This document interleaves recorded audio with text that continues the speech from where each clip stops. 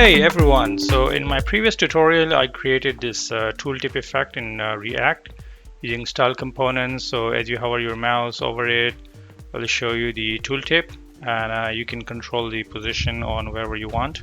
So one thing I realized is when I hover my mouse over it, the tooltip comes in a little bit harsh. It's like a sudden effect, and what I would like to show you guys is how we can add a nice fade-in effect with some animation. So this will be a quick tutorial.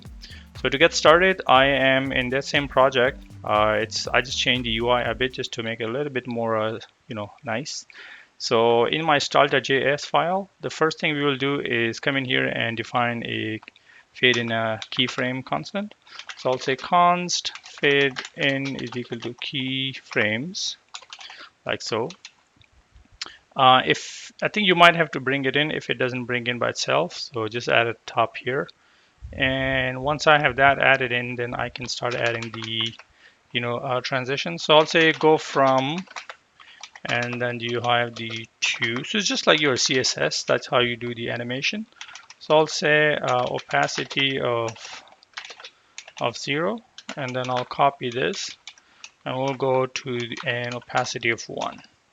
Right. So once that's set in, I'll come here in my tooltip box because this is where I want to have the animation on. So I'll say animation, right?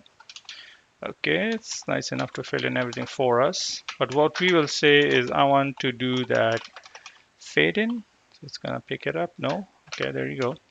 And let's do it over 2 seconds. So if everything worked well, we should have the. Okay, there you go. So it's showing up. I see that's a bit too slow. So we might try to dial this down to 1 second. Okay, that's not bad. So now let's see top. I'm gonna check right. We're gonna check bottom.